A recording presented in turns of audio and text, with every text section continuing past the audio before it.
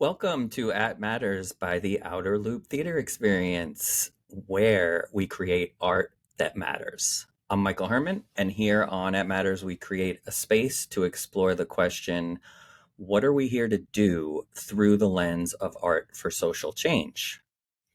Here with me today, I have Rachael Yoder, Artistic Director of the Outer Loop.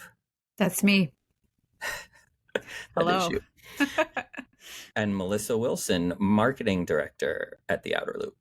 That's me. Nice. Want to take it away, Rachael? Where do we go from here? I do want to take it away. We know where we go from here. It's our favorite way to start every podcast episode, which is with our favorite game, 5 Things. It's a little funky today because we have 3 people on the podcast, so we're going to do a little rotation. So I'm going to throw a category to Michael, then Michael's going to throw it to Melissa, and then Melissa's going to throw it back to me. Got it? Everybody got it? Got it. Oh, yeah. Are you ready, Michael? No, but go ahead. Great. Perfect. Just that's exactly how we want you. I'm never ready for this. I get very anxious and stressed at this very moment, always. Excellent. Good. That's fun. Yeah, for me. Very stressed right now. Go ahead. Okay. 5 things that you learned on this year's trip that is new from something that you've ever learned before. This is why this stresses me out. Because I get these questions that require days of thought, and I'm not allowed to think. No days of thought. Just the first 5 things that come to mind. It could be dumb things. What was it again? Can you repeat it? 5 new things that you learned on this year's Humanity Project trip to Tanzania. All right. Without thinking, I'll say one thing I learned was that before meeting me / working with me and us, Samuel couldn't see his future. And now, since that has all happened, he does. That should count as 4. 2, I learned that Melissa Wilson, A+ on traveling companion person. Not Agreed. Everyone gets that kind of grade. High Most accolades. people don't get that grade. 3, I learned that the walkie-talkies were, didn't live up to my expectations. They lived up to mine. I know they did, which is why they didn't live. That's all that matters. 4, I learned that no matter how many times I go back, Stonetown Cafe breakfast is as good as the first time. And I learned that, surprisingly, this is going to sound like a marketing phrase, but it isn't. I mean, it can be used as one, but it's true. I just don't know how this happens, but every year is better and feels more successful than the year before. And it's been 8 years now, and it blows me away. Hey, that wasn't as hard as I thought, as it sounded. All equally important discoveries. Yeah, totally. True. Definitely Stonetown breakfast. So now I'm going to throw it to Melissa, right? 5 Swahili words or phrases that you learned and their translation, obviously. Great. Kama kawaida, which means as usual. Jimbadawa, which directly translates to I'm gonna go look for leaves. Rachel has to go to the mat. Oh, yeah, but that's actually what it means. Bathroom. I'm trying to think of things I learned on the trip, not just my Duolingo things.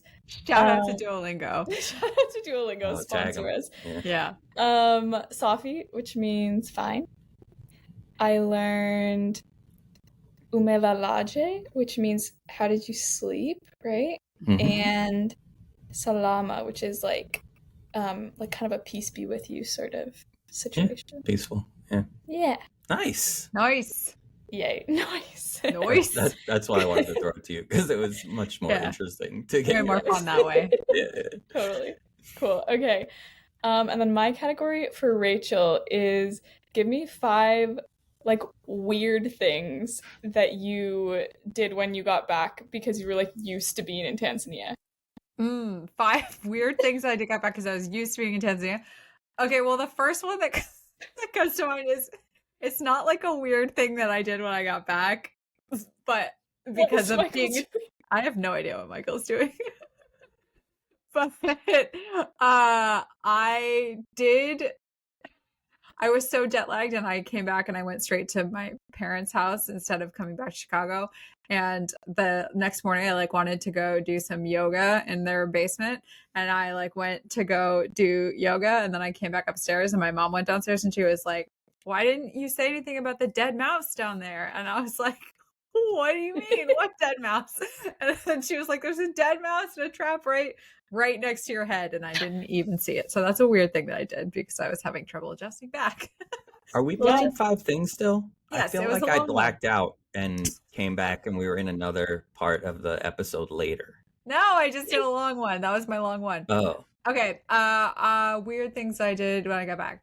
I always am I didn't really know how to navigate the house in the middle of the night. I wasn't sure where I was. So I was oh, do I need to be looking for bugs to go to the bathroom?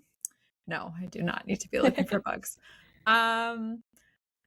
These are all just adjusting back things, but my body got really confused about what food is because the food is really different here. And so that was a challenge. Also, my body forgot how to go to the gym. So when I went to the gym, it was yeah, weak. So weak right now. So weak and so sore afterwards. And also just speaking Swahili to people reflexively who don't speak Swahili, who definitely don't speak Swahili, and just saying asante at the end of everything. I say asante to everybody. Yeah, still. People are just excuse you? What?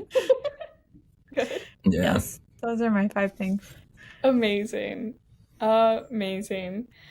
If you haven't guessed, we're going to talk about the Humanity Project because we just got back almost exactly 2 weeks ago, which is crazy. And so we wanted to do a little recap episode, both for you guys and also so we have something to send people when they keep asking how the trip was. Because I feel I never know what to say. So hopefully this episode is going to cover it all. And I can just be so when anyone asks that question now, we can just be I'm going to send you that podcast episode. Just listen to this. Great. Here's 30 minutes. Love it. Compact. Great. Yeah, it's perfect. So jumping in kind of chronologically of the trip, I know we talked about for both of you guys before we left, just landing there technically in Zanzibar, but in Tanzania, getting there being oh, this is my place. How did that feel this time? I think something that came up for me, I guess in particular on this trip, just with the landing process and sort of kind of getting there and arriving, is that I was aware that I used to feel a little bit of just a little bit of discomfort or I feel very far away from everything familiar, and now it's at the point where it's oh, this feels very familiar and very comfortable in a way that it didn't used to feel. So that was it was a nice feeling. It's I'm back at a place that feels comfortable and familiar, and that I know people, I know how to get around, I know how to interact with people. I felt much more present and settled faster than it usually takes me, which is always a nice feeling. And it does feel more like a returning home than it does going to somewhere far away or new, which is just nice to, in 8 years for something to go from feeling kind of strange and distant to feeling very comfortable and welcoming. So that was kind of the first thing I noticed. What about you, Michael? Yeah, really much of the same. I don't know that I could say anything different other than I probably spend more time there than you do generally have spent more time there and been there more times than you. So for me, a lot of the same feelings, but the difference being like I've felt that way and probably over the last few years. So for me, it was not as shocking or new. It was like, oh, cool, I'm back home. Like this feels how it's supposed to feel. So yeah, I mean, arriving there felt great. Felt like I was home. Samuel on cue happens to always know when the plane lands somehow, even though I never send him my flight information, and I get the text "Welcome home," which is nice. So yeah, it felt really good and like I was home and where I was supposed to be. That's sweet. That's sweet. And on a similar note, like seeing everybody, seeing Samuel, seeing the people in the village, like seeing everyone again, what was that like? I think that for me, more than sense of place, is the thing that has the most impact, just because there's such a deeper layer of richness and complexity to the relationships we have with everybody now over the course of 8 years, and what we all mean to each other has evolved so much. So it used to be like, oh hey, yeah, friends that I see once a year, and it's not like that. It's very much like, no, this is family members that I unfortunately only get to see really once a year and spend this like precious time with. We enter this sort of, this is another reason that makes it hard to come back. Like we enter this sort of like protective bubble for the like 3.5 weeks where we're like in this rhythm of like, it is like a family, we eat every meal together and we do everything together. We spend every minute of every day together, and you develop a rhythm with people, and you're, sitting with people in the off times, and you're just like chatting about things, and you get into these conversations about what everybody's life is, and like, the way that people see the world differently. And it's very special. And then that becomes, oh, this is just what life is. And it kind of gets that way and you get used to it. And then, the time is up and it's like, oh no, like, so I have to go back and like, where's everybody going to be at breakfast? And like, wait, we need more time and we have more to talk about. We have more to say to each other. We have more of this to do. And then, it's kind of over. So, all of that to say, like, it's really special to see everybody again and to know that, hey, we're all still like, committed to each other, and our relationships like have grown and evolved so much over time that it continues to be an even more special experience to reunite with people. That's sweet. What was your experience with that like, Michael? Yeah, at the risk of, I mean, I would probably say exactly the same things Rachel said. Maybe the only thing I can add to that would be different is that not only is like the re-engaging with those people, our friends, family, everyone in all of the locations that we go to, and those relationships, as Rachel was talking about, just getting deeper and deeper over the years. But I would say that for me this time it was the recognition of not only the deepness and the connection in the relationships of that core group of friends and family that we have, but I felt like this year what I noticed was I felt that way about so many more people than I previously felt that way about, right? Like previously, maybe it was like Samuel, Kapande, Jackson, Patrick, Asha, that maybe like the core, Humanity Project, Outer Loop, family. But, this year it felt like, the doctor at the hospital, the Msona Arts Group, the pineapple guy, the guy who sells the pineapples in the village, like it was kind of,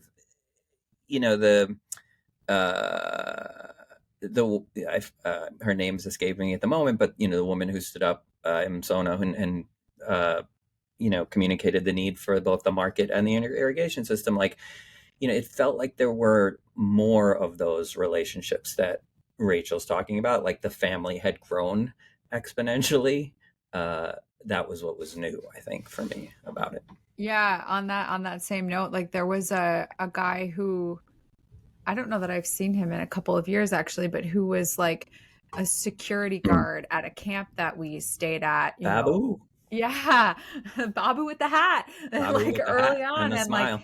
and the smile, and like he and I sort of, formed a special relationship that first time, but I haven't seen him in a couple of years, and I got to see him again, and he gave me like the biggest, strongest hug, and like had tears in his eyes, like to see me, and I mean, I almost lost it. It was just like, and we can barely communicate, but it was just like, we mean something to each other, and it means something that we keep coming back and like seeing people again, and that we keep continuing on. Like it's obviously a unique and special thing, and I echo what Michael said. Like it felt like more expansive this year, like more of the village was like involved in that very special relationship feeling, which is very cool. That is very cool. And I think even like from a outside perspective of someone just like meeting all these people for the first time, I felt like I saw that so strongly in you guys, and it was so beautiful to get to just like witness you guys in a space that is like a second home for you. So I'm so grateful to have had that opportunity. Yeah. I wonder too, we've been talking a lot about like how things were feeling. But Rachel, I would love it if you would talk us through the projects. Like, what did we see while we were there? Like, where each of the projects kind of at development wise and with their use and everything. Yeah, that was wild. Like it's just, it's, I obviously see the list all the time because we're, always working on it, but it's a different thing every year to go and see the projects in action, just like in life, fully taken over ownership in the village, just like as functioning as part of the community is crazy. It was like, so first of all, the hospital and the maternity clinic, to see that full campus of 7 buildings fully operational, and seeing tons of people sitting in the waiting room, and services happening, and nurses and doctors, and babies being born. I mean, we arrived on a day where 4 babies had been born at the clinic, and that was, I mean, I really had to check myself emotionally because I was like, please don't sob in this delivery room, like that's not appropriate, but that's how I felt. It was just like, wow, 8 years ago there was people were saying that people are dying, there's no safe place to give birth, and then here it is, and here it's functioning, and here are these people getting these services. All this stuff we've talked about for years is happening. So the hospital is doing amazing. We learned that 14 babies on average are born every month at the clinic. And that maternal and infant mortality is way down, which is just incredible. So that first project, obviously, very close to my heart. So that was very emotional to witness in progress. And then, all of the wells, we checked in on all of the well projects, all up and functioning. We encountered, we learned that a couple of the wells needed some repairs while we were there. And so we were actually able to facilitate. We got in touch with African Well Fund. We got in touch with a couple other donors, and we were able to facilitate solving all of those repairs while we were there. So that's always incredible as well to see, hey, there's a need is communicated. We can talk to people who we've got established relationships with, and then boom, need is filled. And then boom, water is flowing and everything is fixed. So that was pretty cool. So all of the wells now are functional and, doing their thing, which was great. And just providing water to there's so many different water points throughout the village. So that's really removed that barrier for a lot of people, which is incredible. The market we saw fully functional, people selling all kinds of food at the market, people, just really expressing gratitude for how much that's changed the community in Msona. And then we also were able to check in. The school toilets are completed. That was exciting. Yay. And all the kids talking about how grateful they are for that process happening, and acknowledging the role that arts have played in that, oh yeah, you were here last year, we did the play about the toilets and now here are the toilets, and just being like so energized by that process and how it functioned. That was really cool. And we were able to see some of the farmland for the upcoming irrigation process project. So some members of the team were able to check in on that, which was a little bit of a harrowing adventure. So I hear, with traveling by canoe to check out the farmland. But yeah, it was really, it's always overwhelming, but this year even more so than ever, just because there are so many projects. And it's actually something that we were on a call with one of our big supporters, and we were talking about all the projects and all the success and how everything is functioning so well. And she made a comment that really resonated, where she was talking about, yeah, it sounds like people have moved from just existence only living into there's more quality of life. And that's really true. And we were really able to see that firsthand. So to have played a part in that is a really incredible experience. Mm-hmm. Yeah, that's awesome. So then this year, we weren't looking to start a totally new building project, because the irrigation project is still in process, as well as the art center is in process. So Michael, what were we busy doing instead this year, instead of building something? Nothing. Oh, we're just hanging out. Oh yeah, that's how it felt. Relaxing. Cool. No, we were we were shooting a feature documentary about the Humanity Project. We were collaborating with and in partnership with Tiffany and Charles, two French filmmakers and artists who work in both TV and film in France. And we spent 2 of the 3 weeks shooting a documentary that's now in post-production and will be hopefully available and ready for screening by December, which is amazing. Yeah, so it kept us, it's a good thing we thought we had the idea not to do another huge project, because the documentary took over our lives every second in Tanzania for those 2 weeks. But yeah, can't wait to see it, because the footage and just the creative process that we watched Tiffany and Charles work through, I'm very confident will yield quite an amazing and beautiful telling of the Humanity Project story. Mm-hmm. Definitely. And I think we'll just serve so well to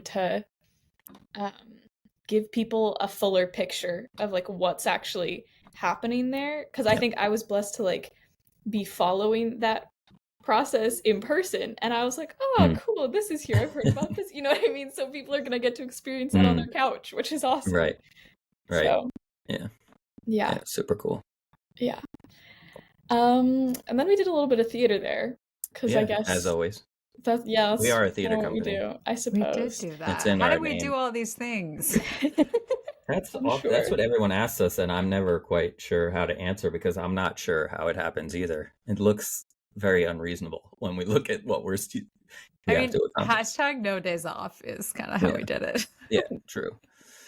But yeah, I mean, we as many people who follow our work know that the theater that we create in Tanzania is devised, unlike the more scripted theater that we do in the US. So yeah, it'd be interesting to hear, especially from you, Melissa, since this was your first time. I think not only your first time going on this trip, but maybe even like either your first time, or you've not had a lot of experience with devising. Correct. Yeah. So devising, if you don't know, is just the process of like you start with a concept and then you just kind of like make a play. And that can look like a lot of different things, but that's kind of like the general explanation. So normally we devise around like a specific tangible need, like the need for a maternity clinic, the need for an irrigation system. But this year, because there were all these other projects happening, Michael came in with the idea to devise something around what is our purpose as artists, which is also the point of this podcast. So it felt like it just dovetailed really well with what we're already doing in the US. And also when we brought up the concept to the Msona Arts Group, who we wanted to collaborate with on it, it really resonated with them, and I think has always resonated with them, but also since being able to see their art lead to building projects and lead to physical progress, has become clear both for themselves and also for their community to see that there is a purpose in them doing their art. So we started with just like having a conversation. We talked to the Msona group, and then we went back, and it was the three of us plus Jackson from our team who were doing the devising, and we just started talking about like what is our purpose as artists. And we had a long conversation that kind of like went on all its tangents and then gradually came back. But it was so good, and I felt like it just laid a really good baseline for the four of us to kind of know how we were going in. And then Michael had this cool idea. I think this was Michael's idea, that basically Rachel went off and wrote a monologue from my perspective. Jackson went off and wrote a monologue from Juma's perspective. Juma is the head of the Msona Arts Group.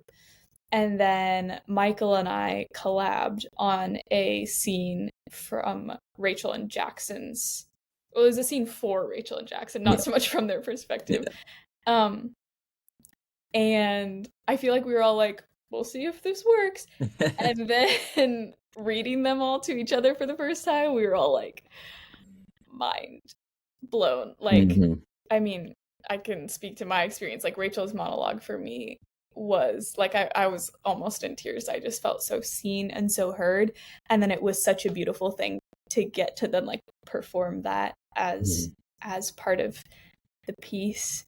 And then we got to perform a little on location situation at this farm that Juma, I don't know if it was his farm or I think it was like someone's in the group. Yeah, it was like a rather harrowing journey to make it to this farm, but then it was just like so clear that was where the piece was meant to happen, because they had two pieces. The Msona group had two pieces, and so they did one of their pieces at like these couple little huts, and they were going back and forth between the huts, and then they kind of like danced over and came and watched our piece, which was in this little like clearing with a tree in the middle. And so that was me, Jackson, and Rachel performing, and then we left the little clearing and went over to a couple huts on the other side, and they did their second piece, and it was just so such a powerful experience, and even that much more so knowing that like it was powerful even though I didn't know what they were saying. You know, like they're doing their piece in Swahili, we're doing ours mostly in English, and yet I think it was still powerful for both sides. Yeah, I mean, for me, it's always the part of the process that you talked about where like we did our thing back at the camp and had our conversations and did writing exercises and stuff.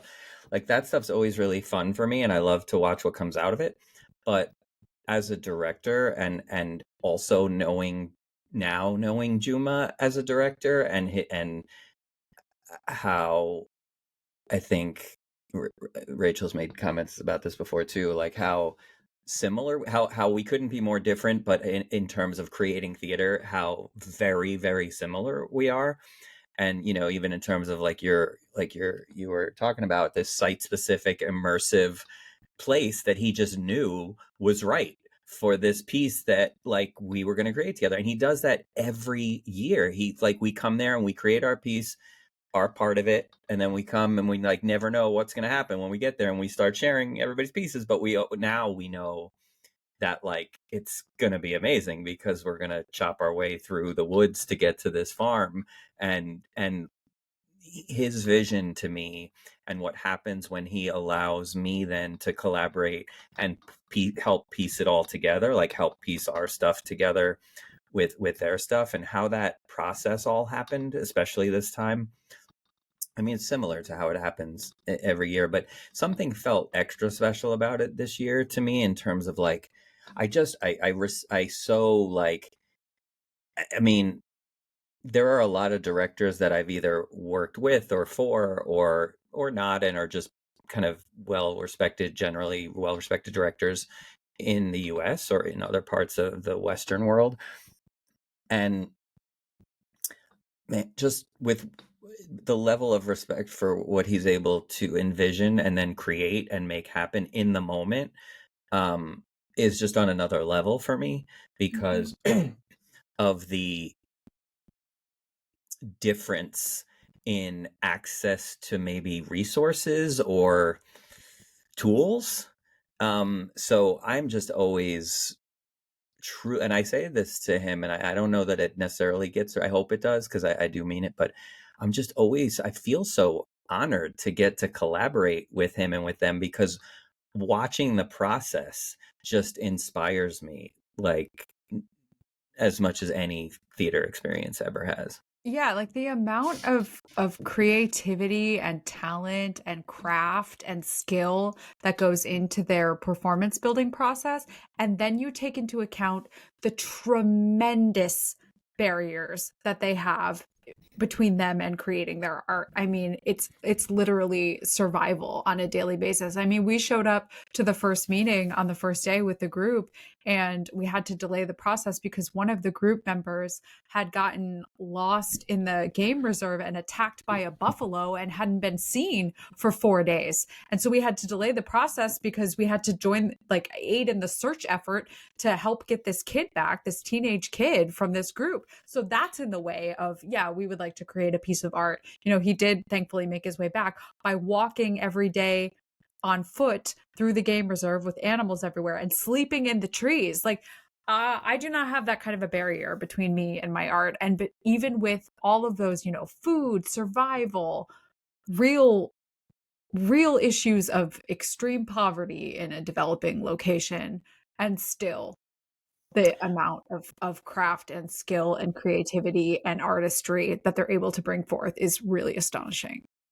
Yeah, and the additional barrier that then came out in their piece that then led us to, how we're going to connect it all to this year's project and fundraising campaign of like access to, being able to be artists and get to do what they do when and where they want to do it, and that barrier of transportation and not being able to like go anywhere to perform, even though people may want them to come perform places and travel to get places. And so all of those barriers, and like you're saying, to watch that, them facing those barriers on a daily basis and still create something that is just on another level. I know for me, but since it was I mean, like Rachel and I both said, Melissa, we kind of, I don't get used to it necessarily because it's always amazing, but we've experienced that with this group and with Juma before. But it being your first time, was there anything that kind of felt like it stood out in terms of the process? Yeah, I feel like this is a lesson I've been learning throughout this year, but that it was just so strengthened. Being there was just like, there's just some sort of like special energy with the way that like artistic minds come together very easily. Like, like easily is almost like too much work. Like that you can just be like, what about this? And then we all go off and create our separate things with and in this case, with our entirely different cultures and life experiences and languages. And then we come back together, and then it's like, oh, this is a play that like makes sense, even though we were in two totally different places, two totally different perspectives, creating things like it's been happening throughout the year, I feel like, with the Inner Enso, and I've been like, wow, this is really cool. But to see it happen in Tanzania was just on a whole nother level, and I think that just gave me so much respect for the devising process, and I think just like helped me to understand why it's such like a high value for us as a company, because it kind of makes magic in a way that no one could orchestrate. And it does speak to what you just described, like the sort of the mystery, if you will, but like really the experience of just tapping into our common humanity. Because in that process of like, okay, we're going to let go of structure and rules, and we're going to have a theme, and we're going to both create, and to have both groups go off with their all the separate things that you talked about, and to come back with this cohesive thing is like, yeah, we're all the same. We're all the same. Yeah. We're all saying the same thing. Mm-hmm. Which means, what does that mean about our global community? Yeah. Wow.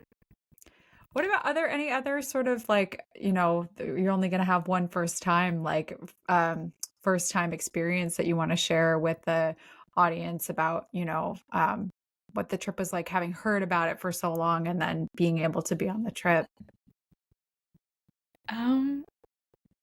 I think truly just like the time with Samuel Jackson, Kapande, Fadili was so sweet. And I feel like especially with Kapande, I was just his passenger princess for the 3 weeks. And there were just like so many sweet moments. Like he's like my dad's age, but I was like, you're my best friend now. And he was like, okay. And but it was just like there was so much love in that relationship, and I feel such a deep connection to all of those guys.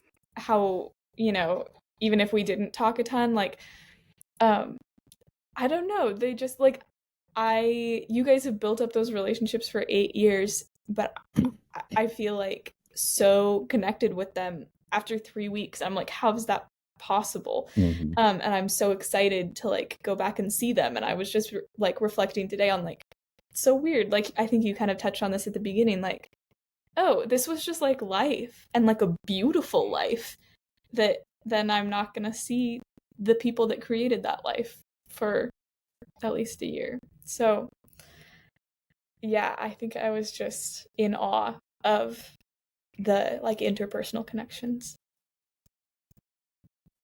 Yeah.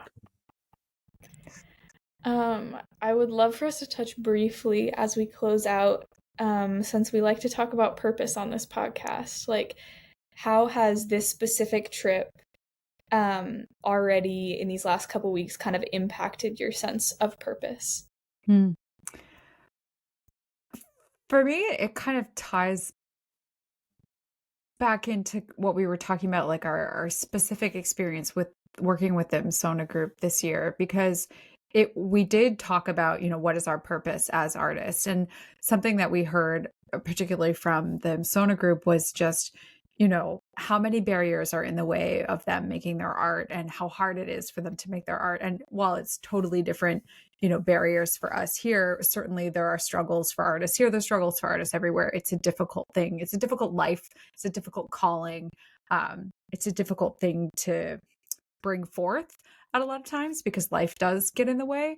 And I feel like, we've done so much work on all of these vehicles of storytelling that have brought forth these incredible building projects. And that's an amazing way that we can use our artistry, and that matters deeply.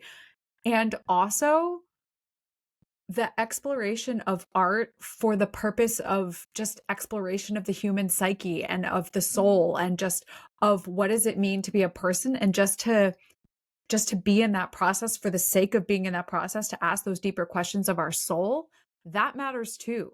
And that's purpose too.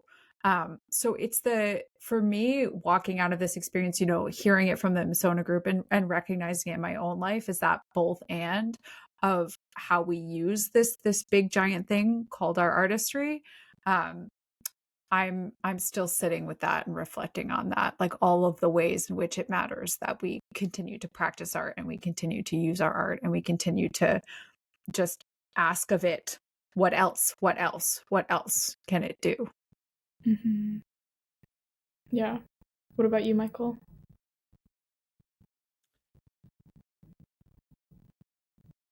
I feel like this happens every year, but this year felt it felt a little different.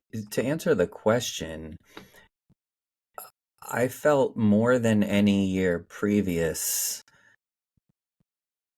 this trip greatly strengthened my sense of purpose. And the reason I say that is because I was reflecting on the trip, and I was traveling back in time to the Rachel's first trip, really my second trip, but as everyone listening knows already because they've listened to how the Humanity Project began, Rachel, our first trip together, and really the beginning of the Humanity Project, we were heading out for that first trip, I think literally on our way that morning to the airport, and dealing with everything about leaving the country for 3 months, and everything that first trip was, but made time that morning to have breakfast or lunch with Kathleen and Tom Duff. And what Kathleen said to me, I can't remember, as Rachel knows, and I think as you know too, Melissa, I can't remember like if I put pants on this afternoon or this morning, right? Or what my name is half the time.